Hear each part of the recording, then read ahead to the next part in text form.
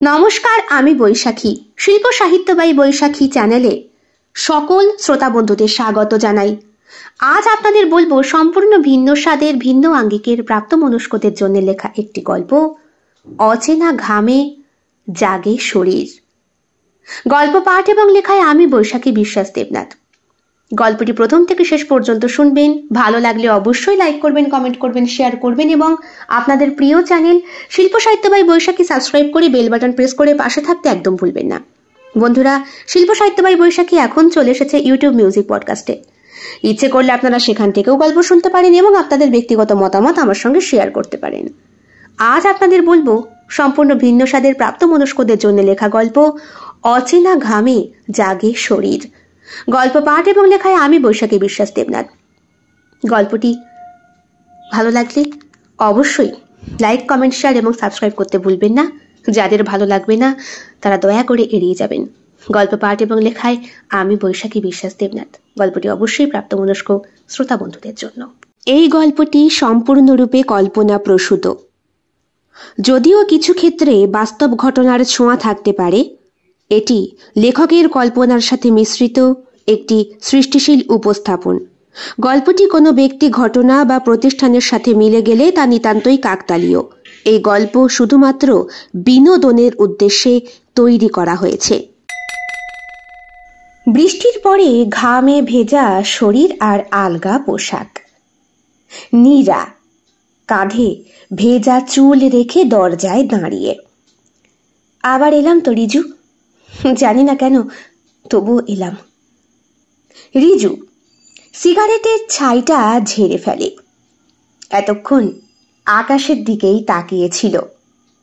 কলকাতায় তার বিরাট বড় বিলাসবহুল ফ্ল্যাট, একেবারে সর্বোচ্চ স্তরে সে থাকে। এইখান থেকে আকাশ আর মেঘকে হাতে ছুঁয়েই যেন স্পর্শ করা যায়। শহরের যাবতীয় ব্যস্ততা, নোংরা আবর্জনা সব কিছু থেকে অনেকটা দূরে। এখানে মাইকের শব্দ পর্যন্ত পৌঁছায় না, কিন্তু প্রকৃতির এই দুর্যোগটা, এইটা স্পষ্টতই বোঝা যায়। নিচের দিকে তাকালেই দেখা যায় ওই যে ব্রিজ, তার পাশে কি সুন্দর শীতল ছায়া, কতগুলো গাছ। যদিও সেই গাছের স্পর্শ ফ্ল্যাটে এসে লাগে না, তবুও এসির ঠান্ডা হাওয়ায় নিজেকে কিছুটা প্রাণবন্ত করে নেবার চেষ্টা করে রিজু। হঠাৎ করে নীরার কণ্ঠস্বর শুনে পিছন ঘুরে তাকায়। চাবি একটা সবসময় ওর কাছেই থাকে। যতই হোক ওর এক্স বলে কথা। তুমি না এলে আমার দেওয়ালগুলো চুপ করে কাঁদে নীরা। তুমি শুধু ওদের কথাগুলো কান পেতে শোনো। নীরা চুপ করে ভিতরে ঢোকে। গায়ে হালকা নীল রঙের শাড়ি, ব্লাউজের ভেতরে আজ ব্রা নেই। আজ বৃষ্টিতে ভিজে এসেছি, গায়ের ঘ্রাণটা হয়তো বদলে গেছে। রিজু সিগারেটটা ফেলে ওর কাছে এগিয়ে আসে। পরনে ধপধপে সাদা পাঞ্জাবি, পাজামা। কতগুলো দিন চুলদারি কাটো না? যবে থেকে তুমি চলে গিয়েছো। বাজে কথা বলো না, আমার সংসার আছে না। হুটহাট এমন বললে আসা যায়? হুটহাট তো আসতে বলিনি। সপ্তাহে একটা দিন আমায় সময় দিতে বলেছি। সম্ভব হয় রিজু? তুমি বলো, যে মেয়েটার বিয়ে হয়ে যায়, সংসার করে, সে পারে? বদলায়নি। কি তোমার গায়ের ঘ্রাণ? বরং ঘ্রাণটা ঠিক আগের মতোই। ভেজা শরীরের সঙ্গে ভয়ঙ্কর কামনার গন্ধ মিশে থাকে, আমায় পাগল করে তোলে। নীরা 31 বছর বয়সী বিবাহিত নারী। স্বামীর সঙ্গে দূরত্ব আছে। গোপন ইচ্ছায় মনটা যে পুড়ে ছাই হয়ে যায় তার। রিজু 36 বছর বয়সী এক ফটোগ্রাফার। একাকী জীবন, শিল্প আর শরীর নিয়ে তার গভীর কৌতুক আছে। বৃষ্টি ভেজা এক সন্ধ্যায় দরজার সামনে এসে দাঁড়িয়েছে নীরা আজ। এমনি এমনি দাঁড়ায়নি। রিজু রীতিমতো হোয়াটসঅ্যাপ করে, মেসেঞ্জার করে মাথা খারাপ করে দিয়েছে মেয়েটার। নীরার চুল ভেজা, চোখে কাঁপুনি। সে আবার বলে, আবার কেন এলাম বলো তো? জানি না কেন, তবুও এলাম। রিজু দেওয়ালে হেলান দিয়ে দাঁড়িয়ে আবার আতপোড়া সিগারেটটা হাতে তুলে নেয়। তুমি না এলে এই ঘর বোবা হয়ে যায় নীরা। তোমার চুপ করাটাও এখানে গানের মতো বাজে। নীরা ঘরে ঢোকে। শরীর জুড়ে এক রাশ ক্লান্তি আর অস্থিরতা। আজও ভিজে এসেছি, শরীরটা কাঁপছে, তবুও শান্তি লাগছে। তোমার কি এই বর্ষার দিন ছাড়া আমাকে ডাকতে ইচ্ছা করে না? করে না, কারণ তখন যে পেতেও ইচ্ছা করে না। তোমার এই ভেজা শরীর, সেটাই তো আমার চোখের শান্তি। ভিজে গেলে তুমি আরো বেশি সত্যি হয়ে যাও যে। সত্যি?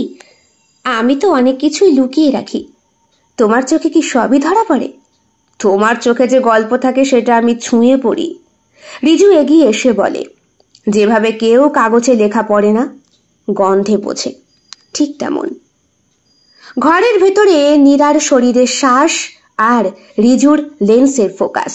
তুমি এখনো ফটো তোলো? তোমাকে ছাড়া ছবি তো তুলতে মনই চায় না। তুমি আমার কোনো ছবি তোমার কাছে রেখেছো? ঠোঁটে হালকা হাসি রেখে স্বাভাবিক কণ্ঠেই নীরা জিজ্ঞাসা করে। তোমার আঙুলে জল, ঠোঁটে কাঁপুনি, পিঠে চুলের ছায়া, ওইসব। শরীরটা কি তোমার ক্যামেরায় বন্দি হয়েছে, না মনটা? তোমার শরীর তো শুধু উপাখ্যান, আসল সবটা তোমার চোখে। কিন্তু আজ আমি চাই এই শরীরটা গল্প হোক, খোলাখুলি, নিঃসংশয়ে। নির্দ্বিধায় রিজু কথাগুলো বলে। নীরা বলে, একটু বসতে পারি? শরীরটা রিজুর সামনে দাঁড় করিয়ে। বসতে পারি একটু? বসো। তুমি যখন লিখতে চাও তখন লেখো। রিজু, আমার শরীরে তোমার হাতের ভাষা দিয়ে লেখো। তোমার শাড়ির খুঁটি এত আলগা কেন? ধীরে ধীরে রিজু হাত রাখে নীরার পিঠে। জানি না, বৃষ্টিতে হয়তো শিখেছি। কিছু জিনিস আলগা থাকলেই ঠিক হয়ে পড়ে। আমার ইচ্ছাগুলো তোমার ঘাড়ে জমেছে, আমি একে একে মুছবো, যেন আঙুলে আগুন জ্বলে ওঠে। নীরা চোখ বন্ধ করে দাঁড়িয়ে। আজ আমার শরীর শুধু আমার না, আজ ও তোমার কল্পনার ভিতরে ঢুকেছে। তোমার স্তনের নিচে যে ঘামের রেখা তৈরি হয়েছে, সেটার প্রতিটা ফোঁটায় আমি তোমায় না বলা কথাগুলো শুনবো। তোমার ঠোঁট কি আমার চুপ করে থাকা ব্যাখ্যা করবে? না, আমি চুপচাপ শুধু ছুঁয়ে যাব। তুমি যদি চাও তবেই থামবো। থামবো না রিজু, আজকে কোনো লজ্জা নেই, শুধু শরীরের চাওয়া আছে। বিছানার চাদর এলোমেলো, নীরার ঠোঁটে ঘামের ছাপ, রিজুর আঙুলে লাজুক লালচে একটা আঁচ। এটা কি ভালোবাসা? না, এটা সেই ভালোবাসার গভীরতম গন্ধ, যা শুধু শরীর দিয়েই বোঝা যায়, কিন্তু মন দিয়ে টিকে থাকে যা। আচ্ছা, তুই কেন আমাকে এইভাবে ডাকো বলো তো? আমি বিবাহিত, জানা সত্ত্বেও ছাড়তে পারি না যে, পুরনো অভ্যেস। এই যে ক্যানভাস, এই যে তুমি, এই যে আমার দেয়ালে ঝুলানো সমস্ত ফটোগুলো, কই সেগুলো তো আমার চোখে পড়ছে না, পড়বে না, কারণ সব কটা যে দেওয়ালে, ওই ঢেকে রাখা পর্দার আড়ালে। নীরা চমকে ওঠে। রিজু তখনও তার শরীরের ওপরে। নীরা বলে, আবিষ্কার করতে পারলে আজ নতুন কিছু? না, প্রতিবার যতবার কাছে এসেছি ততবারই নতুন করে দেখেছি, নতুন করে আবিষ্কার করেছি। আজও ঠিক সেই নতুন করেই আবার আবিষ্কার করলাম। কিন্তু ও কেন বোঝে না? ও মানে আমার স্বামী, ও তো কিছু খুঁজে পায় না। সবসময় বলে আমি নাকি একটা কি, আমি নাকি একটা ফাঁকা কলসি, যাতে যতই জল ভরো না কেন কোনো রকম লাভ নেই। রিজু চুপ করে উঠে বসে, খাটের নিচে পড়ে থাকা সাদা রঙের পাঞ্জাবিটা তুলে নেয়। পড়তে পড়তে বলে, তোমার স্বামী হয়তো বাড়ি চলে এসেছে, কখন আবার টের পেয়ে যাবে। তার থেকে এখন তুমি বাড়ি চলে যাও। আমি কিন্তু কাল আবার আসবো, যদি তুমি থাকো, আর এই কামনা থেকে জন্মানো নীরবতাও। আমি থাকবো নীরা, আমি থাকবো তোমার ঘামের নিচে, তোমার কাপা গলার পাশে, তোমার চোখের খালি জায়গায়, আর তোমার শীতকারের শব্দে। ছাদের ফোঁটা ফোঁটা বৃষ্টির শব্দ, জানালার কাছে বৃষ্টির ছাট এসে কেমন একটা কুয়াশার আবরণ সৃষ্টি করেছে। নীরা বাড়ি ফিরে এসেছে তার একাকী ফ্ল্যাটে, হাতে পুরনো ছবিটা ধরা, তাতে রিজু আর নীরার শাড়ি পরা একটা ফটোশুট। চোখে একটা অপরাধবোধ আর তৃষ্ণা দুটোই ভরপুর। আমি কেন এতদিন পরে ছবিটার দিকে আবার তাকালাম? কোথায় যেন হারিয়ে গেছিলাম। রিজু কি এখনো আমায় ভাবে? মোবাইলটা হাতে তুলে রিজুর নাম্বারটা খোঁজে নীরা। অনেকক্ষণ ধরে দেখে, আবার দেখে। হঠাৎ করে কাছের বান্ধবী মধুর ফোন নাম্বারটা পেয়ে যায়। তাকে একটা হোয়াটসঅ্যাপ করে, সঙ্গে সঙ্গে রিপ্লাই আসে, এতদিন পর কি খবর বল? বিয়ের পর তো আর পাত্তাই নেই। একটা হার্ট শেপের ইমোজি পাঠায় নীরা, নিচে লেখে পুরনো কফি শপে দেখা করবি সে আগের মতো। মধুমিতা দেখা করতে এসেছে। কফি অর্ডার করার সঙ্গে সঙ্গেই মধুমিতা বেশ খানিকটা উত্তেজিত। বিয়ের পর কিন্তু সবার শুনেছি শরীরের গড়নে আমূল পরিবর্তন আসে নীরা। তুই কিন্তু একই রকম রয়ে গেছিস, তবে আগের থেকে কিছুটা ফ্যাকাশে। কেন রে, বর বুঝি ভালোবাসে না, নাকি সময় দেয় না? নীরা একটা দীর্ঘ নিঃশ্বাস ছাড়ে। মধু বুঝতে পারে, বলে, কি হয়েছে বলতো? এতদিন পর এলাম, দেখা করছি, তোর মুখে কোনো হাসি নেই। কি রে, বিয়ে তো কম দিন হলো না, ছেলেপুলে আছে? তুই কি আবার ওর কথা ভাবছিস? রিজু তো তোর জীবনে শুধু একটা ভুলই ছিল রে। ও তোকে শুধু অনুভব করতো, বুঝতো কখনো? বুঝতো আর ছুঁয়েও যেত। আমি সেটা চাইলেও আটকাতে পারতাম না। কিন্তু এখন সব থেমে গেছে। সব থেমে গেছে বলেই তো আবার শুরু হতে পারে রে। মনে রাখিস, শরীর কখনো মিথ্যে বলে না, মন যতই বোঝাক। কিন্তু আমি এখন অন্যরকম। আমি শুধু কারো স্পর্শ চাই না, আমি আজ নিজেকে খুঁজে পেতে চাই। বুঝলাম, কিন্তু তোর মন থেকে বিদায় না করতে পারলে রিজু তোর জীবনে বারবার ফিরেই আসবে। আচ্ছা বাদ দে, তোকে আমার এক বন্ধুর সাথে পরিচয় করিয়ে দিই। ওর নাম আরণ্যক। ও রিজুর মতো ছবি তোলে না ঠিকই, তবে ছবি আঁকতে পারে, খুব সুন্দর। কদিন আগে আমাকে বলছিল নতুন একটা মুখের দরকার।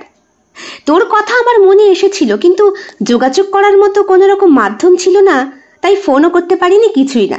থ্যাঙ্কস টু ইউ, আজ আমাকে ঠিক খুঁজে খুঁজে তুই ফোনটা করেছিস। তাই শোন, আমি তোকে আরণ্যকের ফোন নাম্বারটা দিয়ে দিচ্ছি, ওইখান থেকে তুই কথা বলে নিস ওর সাথে। আবার নতুন করে? হ্যাঁ, তুই হলি একটা সেলিব্রিটি মুখ। প্রথমে রিজু তোকে সৃষ্টি করেছিল ওর নিজের ফটোগ্রাফির কাজে, আর এখন দীর্ঘদিন সংসার জীবনে থাকতে থাকতে তোর মধ্যে একটা একঘেয়েমি আসছে, তাই পুরনো স্মৃতি বারবার ফিরে আসছে, আর রিজুও বারবার ফিরে আসছে। ঠিক বলিনি? তুই আমার অনুভূতিগুলো কি করে বুঝিস বলতো? কারণ আমি তোর বেস্টই ছিলাম, এই জন্য। যাই হোক, আরণ্যকের সাথে কিছুদিন আগেও আমার দেখা হয়েছিল। ওর একটা ওই ফটোর এক্সিবিশন ছিল, দারুণ এঁকেছিল। কিন্তু কথা বলবি? আমি কথা বলে দেব। খানিকক্ষণ চুপ করে মুখের দিকে তাকিয়ে থাকে মধুমিতা নীরা। নীরা বলে, দেখি আবার ও যদি রাগ করে। তোর হাজবেন্ড জানতে পারলে সে না। বিয়ের আগে তুই যে একটা ভালো মুখ ছিলি মডেল হিসাবে, তোর হাজবেন্ড সেটাই জানতো না। এদিকে এই শহরেই থাকে, পেশায় নাকি আবার ডাক্তার। ভাবা যায় বলতো? একটা কেমন ধরনের লোক কি জানি। কিছু মনে করিস না বাবা, তবে তোর হাজবেন্ড চুজ করার ক্ষেত্রে তোর এই সিদ্ধান্তটা আমরা কেউই মানতে পারিনি। রিজু তো নাই, আর সেই কারণে অভিমান করে কলকাতা শহর ছেড়ে সেই যে বিপদটা হলো তো হলোই, আর তার ঠিকই পাওয়া গেল না। নীরা আবার চুপ করে খানিকক্ষণ তাকিয়ে থাকে। ফোনটা বার করে কোথায় যেন ফোন করে মধুমিতা। বলে, তুই বলছিলি না তোর একটা নতুন মুখের দরকার? নে কথা বল। আরণ্যকের সাথে প্রথমবার পরিচয়েই মনটা ভালো হয় নীরার। আরণ্যক বলে, তুই এক কাজ কর, তুই তোর বান্ধবীকে নিয়ে চলে আয় না, আমি এখন ফাঁকাই আছি, আমার তো সময় হবে না। শোন, ও কিন্তু বিবাহিত, তাহলে তো আরো ভালো। নতুন মুখ খুঁজছি, নতুনভাবে সাজাবো, আর এতে আমার তো ভালোই হবে। ছেলেটি কেমন? খুব ভালো, ভীষণ আলাপি, ভয় পাস না। আমাদের থেকে বয়সে অনেকটাই ছোট। তোর সঙ্গে বন্ধুত্ব কি করে হলো? আরে বাবা, বন্ধুত্বের জন্য কি আর বয়স লাগে রে? মনে রাখিস, তুই এখনো বিয়ে করে ফেলেছিস, আর আমি এখনো বিয়ে করিনি। বলে মধুমিতা নিজের হাত দুটো উঁচু করে একটু ভাঙড়া স্টাইলে নাচের মতো করলো। নীরার মুখে হাসি ফুটে ওঠে। আজ অনেক দিন পর সে হাসছে। বিয়ের পরে সংসার করতে করতে ওই হাসি জিনিসটা যে কি তাই ভুলে গিয়েছিল ও। আরণ্যকের বাড়ি পৌঁছানোর সঙ্গে সঙ্গেই বলল মধুমিতা, আমি এই পর্যন্তই, আর যেতে পারবো না। ফোন তো করে দিয়েছি, তুই গেলেই তোকে ঠিক চিনতে পারবে। কি করে? ও আমাকে আগে দেখেছে নাকি? শোন, এখন সোশ্যাল মিডিয়ার যুগ, এখন না দেখলেও অনেককে চেনা লাগে, বুঝেছিস? দরজার কাছে কলিং বেল বাজাতেই ভিতর থেকে বছর 28-29-এর একটি ছেলে বেরিয়ে আসে। বেশ উঁচু লম্বা, সারা পাঞ্জাবিতে রঙের দাগ, মুখে দাড়ি, চোখে পাওয়ারের চশমা। বুকের ভেতরটা খোঁচ করে ওঠে নীরার। এ তো পুরো রিজুর আর একটা রূপ। নমস্কার, আমি আরণ্যক। তুমি তো নীরা, এম আই রাইট? হ্যাঁ, এসো ভেতরে এসো। ওফ, থ্যাঙ্কস টু মধুমিতা দি, আমি যেরকম চেয়েছি ঠিক সেই রকমই। এই, তোমার আমি ছবি আঁকতে পারি?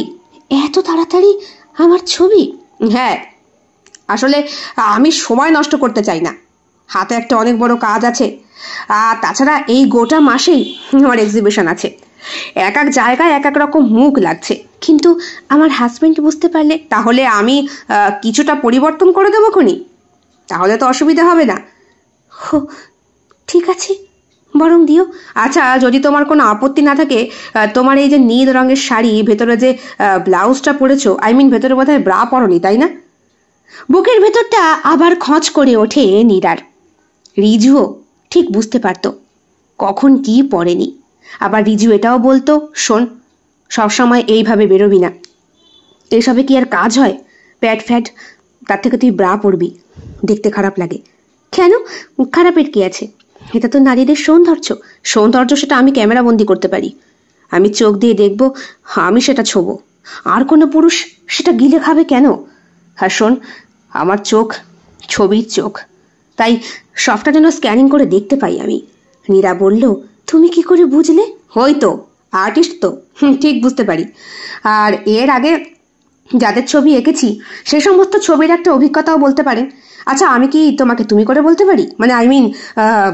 নীরা দিদি বলতে হবে না, নাম ধরে ডাকলেই যথেষ্ট। ও, থ্যাঙ্কস টু ইউ। প্লিজ এখানে বসো। যদি তোমার খিদে পেয়ে থাকে তুমি কিছু খেয়ে নিতে পারো, স্ন্যাক্স, চা, কফি, কিছু লাগবে না, আমি খেয়ে এসেছি।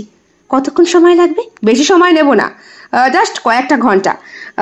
এরপরে তুমি বাড়ি যেতে পারো, আর চাইলে আমি মাঝখানে আটকেও দিতে পারি। পরে এসে তুমি কাজটা কমপ্লিট করো। আবার আবার আসতে হবে? সে তো অবশ্যই, একদিনে তো আর ছবির কাজ সম্পন্ন হয় না। তাছাড়া ভাঁজ, ঘাম সবটাই তো নিজেকে খুঁজে দিতে হবে। প্রত্যেকটা কথাই যেন রিজুর মতো। আচ্ছা, যারা ছবি তোলে তারা সবাইকে এরকমই হয়? কাপড়ের আড়ালে লুকিয়ে থাকা সত্যটা ওদের সামনে প্রকাশ পায় কি করে? আসবে আজ, পুরনো ছবিগুলো দেখাবো, নতুন রং, যেটায় শুধু তুমিই আছো। আজ আসতে ইচ্ছে করছে, কারণ আমি আর পালাতে পারছি না। নীরা, কতদিন আসো না বলো তো? ফোনে কথাটা বলে রিজু। বর বাড়ি এসেছে? না, সে বোম্বেতে। জানো, আজকে নতুন একটা ছেলের সঙ্গে পরিচয় হলো, নাম আরণ্যক। তোমার মতোই কিছুটা খ্যাপাটে পাগল। তাই? তোমায় কিছু করেছে? না, আমার ছবি এঁকেছে। এঁকেছে মানে? তুমি কিন্তু কথা দিয়েছিলে নীরা, তুমি শুধু আমার ক্যানভাসেই থাকবে, আর কারো? আরে ধুর, তুমি তো ফটোগ্রাফার, আরও আর্টিস্ট। আমি বুঝি আর্টিস্ট নই? দুজনের মধ্যে একটু পার্থক্য আছে। ও তুলির টানে আমাকে ফুটিয়ে তুলেছে, অপূর্ব সুন্দর এঁকেছিল।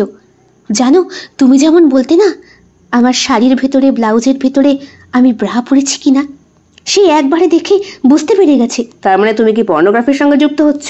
এগুলো কি বলছো? না, আমি অন্য কারোর সঙ্গে তোমাকে কল্পনা করতে পারি না। নীরা বলে, আমি আসছি, এক্ষুনি আসছি। নীরা ফ্ল্যাটে প্রবেশ করে রিজুর। চোখে জল, শাড়ির আঁচল সোজা করে দরজার সামনে দাঁড়ায়। দরজা খুলে রিজু মাতালের মতো নজরে ওকে বলে, আজও আগের মতোই সুন্দর। না, আজ একটু বেশি। কেন? ইচ্ছে করছে তাই। বিছানা চাদরের ছায়া, হালকা আলো, শরীরের কাঁপুনি, শব্দও যেন একটা গান। তোমার ঘাড়ের নিচে যে ঘামের রেখা, সেখানে, আর তোমার এই স্তনে আমি হাত রাখলে শুধু কাম না, নিজেকেও খুঁজে পাই। তোমার মধ্যে ঢুকেই আমার অস্তিত্ব বুঝি। আমার শরীর ছলনা করে না কিছু, কারণ তোমায় চাই আমি, কারণ আমার অস্তিত্বের শেষ কোনটুকু তোমায় যে চিনি। আবার মিলিত হয় ওরা। আবার রিজু আজ ঘেমে গিয়েছে, নীরাও আজ বেশ পরিপূর্ণ। শুধু বলল, আজ আর বাড়ি ফিরব না, এখানেই থাকবো। পরদিন সকালে আলোয় মোড়ানো শহরটা, কিন্তু ঘরের ভেতরটা নিস্তব্ধতা। নীরা আরণ্যককে নিজের ফোন নাম্বারটা দিয়ে এসেছে। আজ আর গোপন থাকবো না, নিজেকে যখন খুঁজে পাই আমার পাপ বলে কিছুই নেই। তুমি আমায় আয়নায় দেখিয়েছ কখনো? সবে ঘুমটা ভেঙেছে রিজুর। তোমার চোখে এখন একটা আলাদা আলো যে, এটা আমি ছবিতে ধরতে পারবো না, এটা শুধু স্পর্শেই টের পাওয়া যায়। এরই মধ্যে ফোন এসেছে আরণ্যকের, ওই সকালবেলা।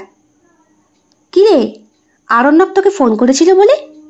নীরা নিজের ফ্ল্যাটে আসে, ভালো করে স্নান করে। আসার আগেও রিজু কিছুতেই ছাড়তে চাইছিল না, তবুও জোর করে ওকে বুঝিয়ে সুঝিয়ে বলে, পাগলামি করো না, আজকে আমার বরের আসার দিন। তাছাড়া আরণ্যক বারবার ফোন করছে, ওর কাছেও যেতে হবে। দেখো, কিন্তু বলছি তো, আমি তোমারই আর তোমারই থাকবো। কিরে, কিছু কথা বলছিস না কেন? মধুমিতাও ফোন করেছে। শোন, তোকে আরণ্যক যেতে বলেছে, আর ও নতুন করে তোকে আঁকতে পারছে বলে ভীষণ খুশি। আমাকে বারবার থ্যাংক ইউ বলতে বলতে মাথা খেয়ে নিচ্ছে আমার। আচ্ছা, তুই এখন কোথায় থাকিস বলতো? কেন, আমার সেই নতুন অ্যাপার্টমেন্টে। নিজের মতো করে, আমার নিজে একা থাকতেই ভালো লাগে। তাছাড়া তুই তো জানিস, রাঘবের সঙ্গে সম্পর্কটা আমার একদম যাচ্ছিল না, তাই নিজেই নিজেকে গুছিয়ে টুছিয়ে রেখেছি। আজকাল আয়নার সামনে দাঁড়িয়ে ঠোঁটে লিপস্টিক পর্যন্ত দিই, কারণ আমার ঠোঁটে লিপস্টিক দেওয়াতে রাঘবের যথেষ্ট আপত্তি ছিল, কি না বলতো আমাকে। আর এখন এখন এখন আমি সম্পূর্ণ ফ্রি। আচ্ছা শোন, তুই কিন্তু যাস বুঝলি, আর রিজুর ব্যাপারটা মাথা থেকে ঝেড়ে ফেল। ওটা তোর পুরনো ব্যর্থতা, ওটা নিয়ে বেশি ভাবিস না। আরণ্যকের সঙ্গে বন্ধুত্ব করার চেষ্টা কর, দেখবি ভালো লাগবে। আর সব সময় কি আর বন্ধুত্ব প্রেম পায় রে? কিছু কিছু সম্পর্কে এর কোনো কি বলবো, কোনো ব্যাখ্যা থাকে না। ফোনটা কেটে দেয় মধুমিতা, কিন্তু নীরা আবার তাকিয়ে থাকে ওর বাড়ির আয়নার দিকে। এই ফ্ল্যাটটাও কম বিলাসবহুল নয়। রিজুর ফ্ল্যাটের থেকে হাঁটা পথে মাত্র 5 কি 6 মিনিট লাগে। রিজু যে অ্যাপার্টমেন্টে থাকে সে অ্যাপার্টমেন্টটা যথেষ্ট সুনসান, লোকজন খুব কম, কিন্তু নীরার অ্যাপার্টমেন্টে ভর্তি লোকজন। ওর হাজবেন্ড আরও একাই থাকে, বাড়িতে কাজের লোক। এখানে হাজবেন্ডকে বলেছে ও একটা কোম্পানির সঙ্গে যুক্ত, তাই হুটহাট ঘর থেকে বেরিয়ে যেতে হয়। ওর হাজবেন্ডও সবটাই মেনে নিয়েছে, এখন গেছে বোম্বেতে, সেখান থেকে কত রকম ভাবে মিটিং করে তারপরে ফিরবে। আজ আর আরণ্যকের সঙ্গে দেখা করা হয় না। শরীরটা বেশ খারাপ, মাথার মাঝখানটা একটা যন্ত্রণা হচ্ছে। মধুমিতা যে ফোন করবে সেটা নীরা খুব ভালো করেই জানতো। ফোন করে জিজ্ঞাসা করলো, মধু গিয়েছিলি নাকি, নাকি আজও সেই রিজুর কাছেই? তোর সাহস আছে সত্যি। আচ্ছা, সেই পুরনো ব্যর্থতা তোকে এখনো দাপায় বুঝি? বলতে পারবো না, আমার সঙ্গে একটু দেখা করতে পারবি? একটা হালকা ঝলমলে রেস্তোরাঁ, মুখোমুখি বসে রয়েছে নীরা আর মধুমিতা। মধুমিতা ভ্রুকুটি করে ওর দিকে তাকিয়ে বলল, তোর হাজবেন্ড যখন ফিরবে তখন সামলাতে পারবি তো? আমার স্বামী ফিরে আসবে 2 মাসের মধ্যে। আইনতভাবে এখনো আমি ওর স্ত্রী, কিন্তু রিজুর সঙ্গে যে আমি কি করছি আমি সত্যি বুঝে উঠতে পারি না রে। কখনো মনে হয় ওটা পাপ, আবার কখনো মনে হয় পাপ নয়, আমার ভালোবাসা, আমি সেটাই করেছি। তাতে তাতে অসুবিধাটা কোথায় বলতো? মধুমিতা চুপ করে তাকিয়ে থাকে, বলে, যখনই নিজেকে চিনতে পারবি না তখন আয়নার সামনে গিয়ে একটু দাঁড়াস, দেখবি তুই ঠিক নিজেকে চিনতে পারবি, তোর কোনো অসুবিধা হবে না। নীরা দীর্ঘ নিঃশ্বাস ফেলে। ও ফোন করছে, রিসিভ করতে পারছি না, কি উত্তর দেব বুঝতে পারছি না। তবে এইটা বুঝতে পারছি, আমার শরীর আর মন দুটো অন্য জিনিস চায়। জানিস তো, ভয় আমাকে বড্ড বেশি ঠকায় রে। বিয়ের রাতে বারবার চেয়েছিলাম রিজুর সঙ্গে পালিয়ে যেতে, পারিনি। ফোনও করেছিলাম, রিসিভ করেনি। তারপরে দুম করে কিভাবে যেন বিয়েটা হয়ে গেল। পরের দিনই বরের সঙ্গে চলে এলাম। আমরা সবাই সম্পর্কের খাঁচা থেকে পালাতে চাই নীরা, কিন্তু সম্পর্ক ছাড়া তো থাকতে পারি না। সেটাই তো আমাদের দ্বন্দ্ব। আমি জানি না এটা দ্বন্দ্ব, প্রেম, স্বাধীনতা, কামনা, আমি বুঝতে পারি না। তবে তিনটে একসঙ্গে কখনো থাকতে পারে না মধু। তুই যেমন থাকতে পারিসনি তোর বরের সঙ্গে, পেরেছিলি বল? কফির কাপে চুমুক দেয় মধুমিতা, বলে তাহলে তুই কি করবি বলতো? কি করবি বল? মনে আছে তো সেইবার ভরা পার্টির মধ্যে যখন রিজু আমাকে চুমু খেয়েছিল, তুই নিজেকে তখন ধিক্কার করছিলি তো। তারপরই তো দুম করে বিয়ে ঠিক করে ফেললি। বাড়ি গিয়ে রাগের মাথায় স্বীকার করে ফেললি যে তুই কাউকে ভালোবাসিস না। মনে পড়ে? হ্যাঁ পড়ে মনে? নীরার চোখ থেকে টপ টপ করে জল পড়ে। বলে তাহলে আমার এই চাওয়াটা কি অন্যায় আবদার? হ্যাঁ, আমি তাহলে কি কি নিয়ে বাঁচবো? আমার তো মাথায় কিচ্ছু ঢুকছে না। রিজুর সাথে আমি যোগাযোগ করতে চাইনি। আসলে সেই দিন গিয়েছিলাম আমার হাজবেন্ডের সঙ্গেই। কে জানতো সৌমক আমাকে কফি শপে বসিয়ে রেখে আবার ওর অফিসে চলে যাবে। কি? হ্যাঁ, আমি বসেই রয়েছি বেবাক। বাড়ি থেকে পার্সটা নিয়ে যায়নি, তাই টাকা দিতে পারছিলাম না। রীতিমতো হইচই একটা কাণ্ড। ঠিক তখনই রিজু আসে। অত বছর পরে ওকে সামনাসামনি দেখে, জানিস তো গভীর ভালোবাসায় এমন হয়ে থাকে। পুরনো প্রেমের সে অচেনা ঘামের গন্ধটা আবার নাকে এসে লাগে আমার। রিজু সমস্ত টাকা শোধ করে দিয়েছিল। তুই আমাকে ফোন করতে পারতি, তখন তো তোকে আমি সার্চ করে খুঁজে পাইনি। আমার মাথাতে তখন আসেনি। আমার সমস্ত স্মৃতি তখন কেমন যেন এলোমেলো একটা ঘড়ির কাঁটার মতো রে। সঠিক পথে চলছে না, ঠিক তার উল্টো দিকে ঘুরছে। আমি বুঝতে পারিনি এমন হবে। তারপরে রিজু আমার ফোন নাম্বার চায়। আমিও ফোন নাম্বারটা দিয়ে দিয়েছিলাম। বিয়ের পরে ওর ওপর অভিমান করে নাম্বার টাম্বার সব চেঞ্জ করে ফেলেছিলাম। ভেবেছিলাম তোর সাথে বোধহয় ঘনিষ্ঠ সম্পর্ক আছে। কিন্তু ভ্রমটা ভাঙলো তখনই যখন আমার বিয়ের দিন 20 মাথায় তোর বিয়েটা হলো। ভেবেছিলাম ওর সঙ্গে দেখা করব না, যোগাযোগ রাখবো না, আমার সব শেষ হয়ে যাবে। কিন্তু আমার ভাগ্য আমাকে আবার রিজুর কাছেই ফিরিয়ে দেয়। তারপর আর কি, এক কথায় দু কথায় আমরা আবার কফি শপে দেখা করা শুরু করি। হঠাৎ করে বর্ষার একদিনে ঠিক যেইভাবে দুইজনে প্রথম ভুলটা করেছিলাম, ভুলটা আবার করলাম। কেন ভুল হবে না বল? কারণ তোদের শরীরে তো সেই চেনা গন্ধটা রয়ে গিয়েছে। একদম ঠিক বলেছিস মধু। তুই আমার ভিতরের ফিলিংসগুলোকে বুঝতে পারিস, আর কেউ বোঝে না রে। সৌমাকও বোঝার চেষ্টা করে না। তোর হাজবেন্ডের সঙ্গে তোর সম্পর্কটা কি স্বাভাবিক নয়? আর 5 জন দেখলে স্বাভাবিকই বলবে। বোম্বে, চেন্নাই, মাদ্রাস সব জায়গা থেকে ও যখন আসে মিটিং করে, তখন মানুষটাকে চেনা যায় না। দিন কতক বেশ ভালোই কাটে আমাদের। সিনেমা, শপিং, আবার কোথাও কোথাও সমুদ্রের পার। তারপরে হঠাৎ করে মানুষটা কেমন যেন অচেনা হয়ে যায়। অফিস, কলিগ, বারবার ফোন, অফিস পার্টি, সেই মেয়ে ছেলেগুলো, অল্প পোশাক, সবকিছুর মধ্যে আমার দম বন্ধ লাগে। আমি তখন বুঝতে পারি আমার এই সুন্দর হাসি মুখটা, আমার শরীরের এই আঁচলটা, সবকিছু যেন অন্য কোনো শিল্প তৈরি করে। রিজুর কথা মনে পড়ে। যখনই যেই পোশাক পরতাম, যেরকম পোজেই থাকতাম না কেন, পাগলের মতো ক্যামেরা নিয়ে ঘুরে বেড়াতো আর ছবি তুলতো। তুই আরণ্যকের সঙ্গে দেখা করেছিস? না। ওর কাছাকাছি গেলে আমি যেন রিজুকে খুঁজে পাই। বারবার দুজন মানুষকে আমি গুলিয়ে ফেলি। হয়তো আরণ্যকের ভেতরে কখন আবার সেই প্রেমসুলভ আচরণ জেগে উঠবে, আর আমি আবার সেই একই ভুল করে বসবো। মধুমিতা চুপ করে তাকিয়ে থাকে ওর দিকে। বলে, দেখ কি করবি, সবটা ভেবে কাজ করিস। সেই দিন মধুমিতার সাথে অনেকটা সময় কাটিয়ে নীরা ফিরে আসে। বাড়ি ফিরে নিজের বিছানার চাদরটা ভাঁজ করছিল। ঘরের ভেতরে আজও রিজুর হাতের সেই ছবিটা, যেটা কখনো সে স্বীকার করেনি যে তার বয়ফ্রেন্ড করেছে। সৌমক প্রথম যেদিন দেখেছিল সেই দিন বেশ কৌতূহলবশতই জিজ্ঞাসা করেছিল, ছবিটা কে তুলে দিয়েছে? দারুণ অ্যাঙ্গেলে কিন্তু। একদিকে শিউলি ফুল ঝরছে, আরেকদিকে তোমার মুখটা। আর পিছনে গোধূলির আলো। উফ, কি সুন্দর সময় ছবিটা তুলেছিল বলতো। হ্যাঁ, এই জন্যই তো এটা আমার খুব প্রিয়। ঠিক তখনই দরজায় ঘন্টি বাজে। এখন এখন আবার কে এলো? দরজা খুলে অবাক হয়ে যায় নীরা। সামনেই তার স্বামী দাঁড়িয়ে রয়েছে, সৌমক। লম্বা সফরের ক্লান্তি, চোখে যদিও চাপা প্রতিজ্ঞা। চমকে গেলে নিশ্চয়ই।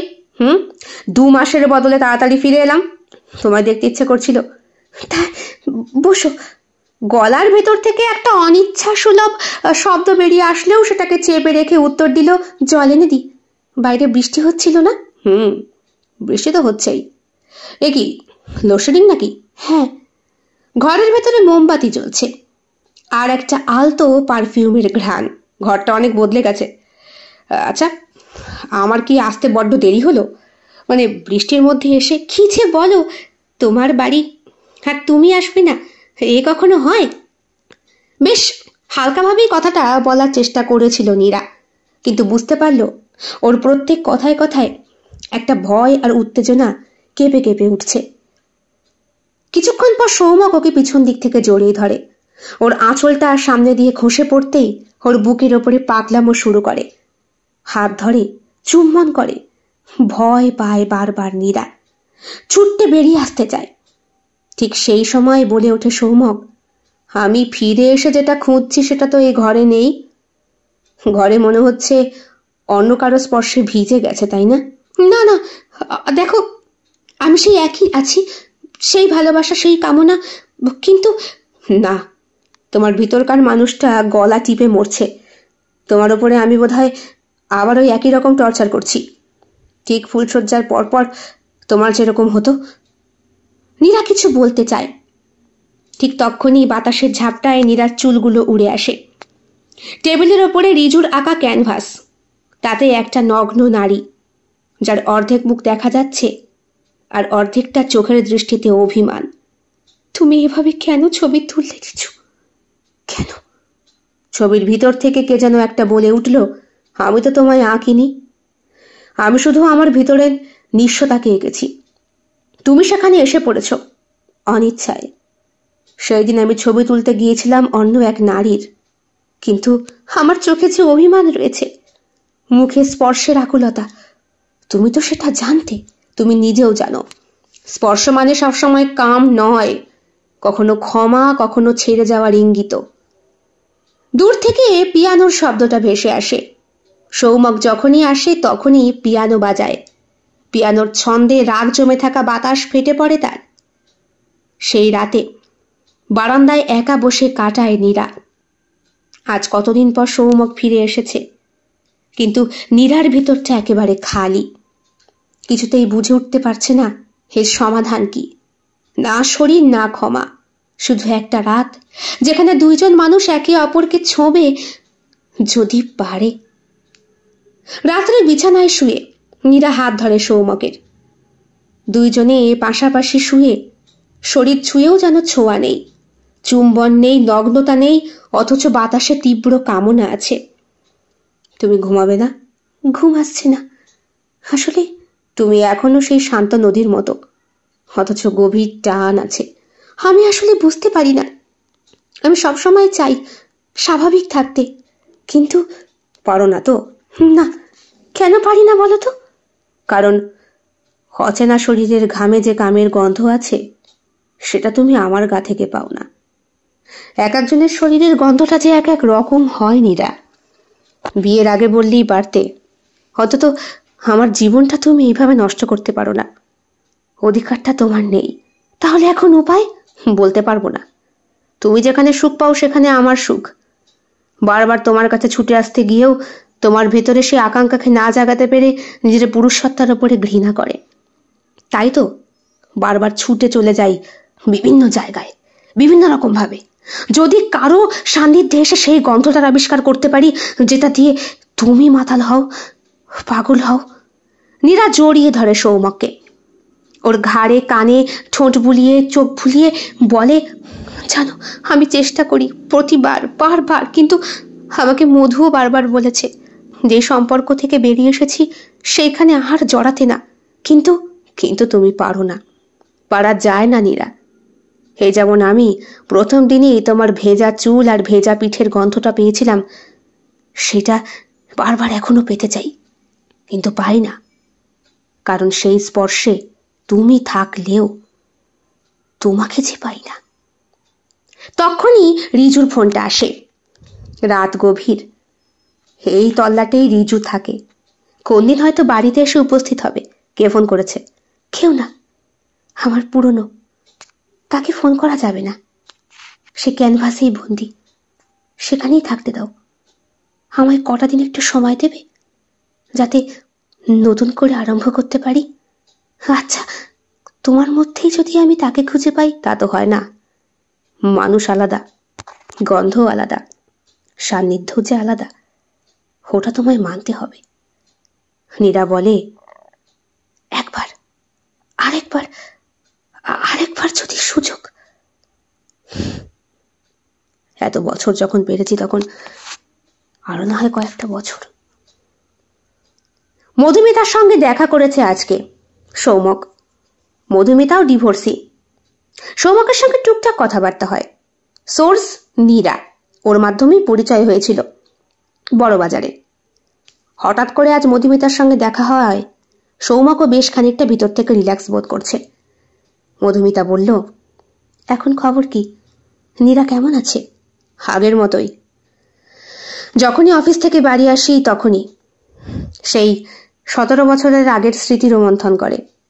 ওর মাথার ভেতরে রিজু, আরণ্যক আর তুমি এমনভাবে গেঁথে গেছো যে ওদের স্মৃতি কিছুতেই মুছতে চায় না।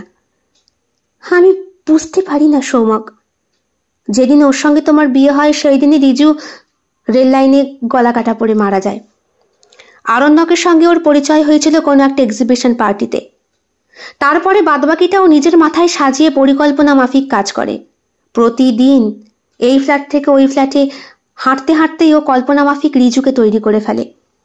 রিজুর অবয়ব কি ওকে ছাড়বে না? জানি না। এত বছর যখন অপেক্ষা করেছি, আরো কটা বছর না হয় যাক, দেখি। আসলে ওই ঘামের গন্ধটা ও ভুলতে পারে না। আর তুমি, আমিও ওকে ভুলতে পারি না।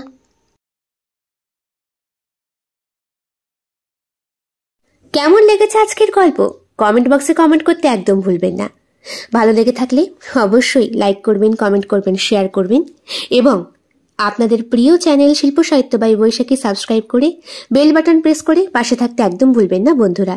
দেখা হবে খুব শিগগিরই আগামীকাল সম্পূর্ণ নতুন একটি ভিন্ন স্বাদের গল্পের সঙ্গে। আপনাদের সকলের উপস্থিতি একান্তভাবে কামনা করি।